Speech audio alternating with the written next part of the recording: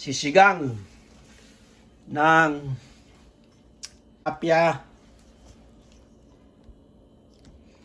may itlog ng isda, hipon,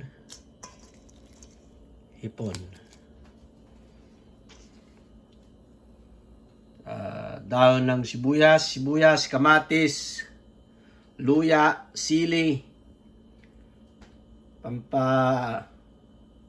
asim, kamote, kamatis, sitaw, patis. Sinigang tayo, mga kabarangay. Sigang.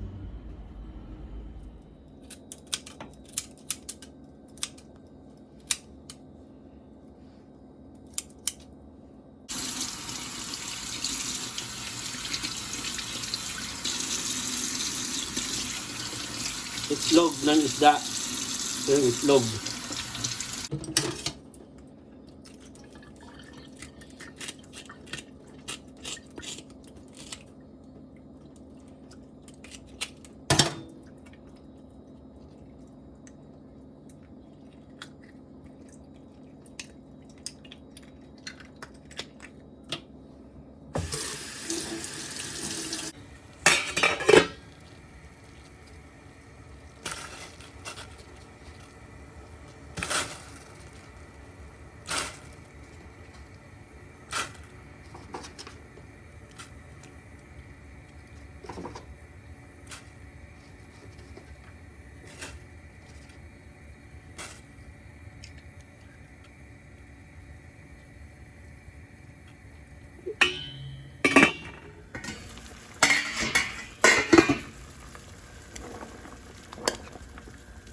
Kailangan i-mash yung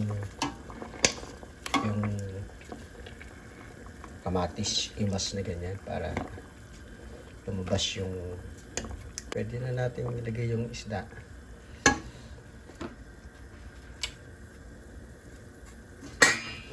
Pakulon pa ng konti. Lagyan na natin yung isda.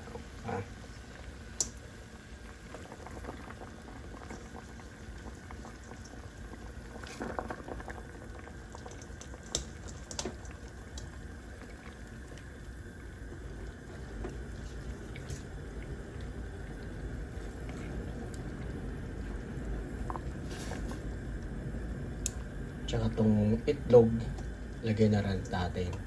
Kasi magkakasabay lang maluluto yung itlog tsaka yung isda. Pero yung shrimp, wag. Ang shrimp, kanyan. Mga 2 minutes bago maluto. 2 minutes lang ang shrimp.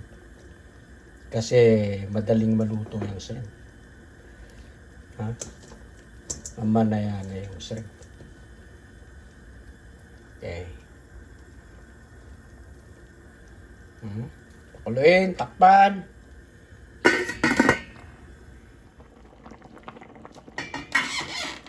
Nakakulo na.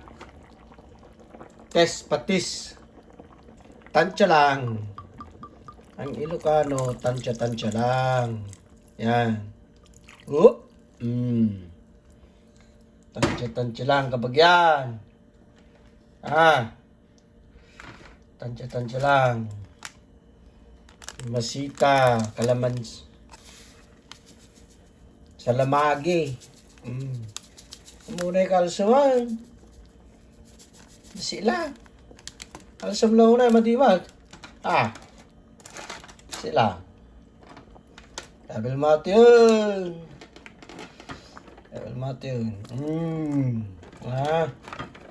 Utong. Utong at Ilocano. Sa Ilocano utong, bastos ang sitaw sa Ilocano utong. Huwag kayong mapangarap.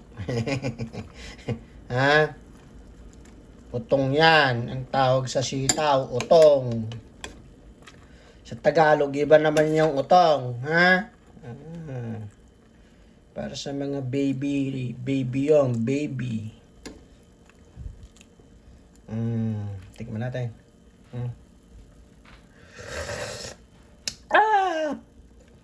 Upo na yung kabagyan. Upo na yung kabagyan. Makapay ka gurigaw. Ilagay natin tong dahon ng sibuyas. Flavoring yan, flavoring. Ha? At tong sili. Para dagukan ka ng misis mo mamaya. Konting patis pa, konti lang. Ayos na yan. Pakuluin mo. Ilagay yung kamote tsaka shrimp 2 minutes. That's it. Alright. Okie dokie. Let's get it on.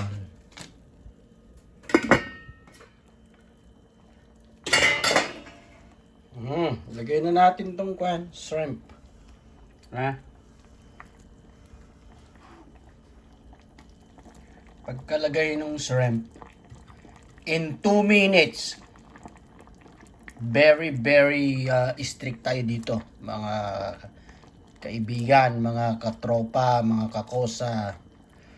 Very strict tayo. Pagkalagay ng shrimp, in 2 minutes, patayin mo na yan. Kung gusto mong magkaliwanagan kayo. Ito yung dahon ng talbos ng kamote. Ito, verde to. Talbos ng kamote. Para sa dugo. Takpan mo lang yan. Tapos, i-full blast mo yung Now, nakulo na. Oops. Press ng konti. Another 1 minute. Another 1 minute. Napaaga yung bukas. Okay. Another 1 minute, mga katropa, kakosa.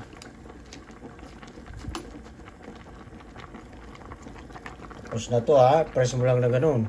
Luto, wag mo overcook. Pag na-overcook yung shrimp, patay ka na, ha? Patay ka na. 1 minute yan, 1 minute.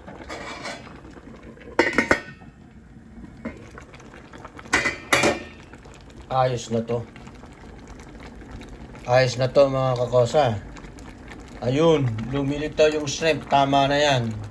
Tama yung luto niyan. Ayos na yan. Patayin mo na yan. Ha? Patayin mo na yan. Elastikim.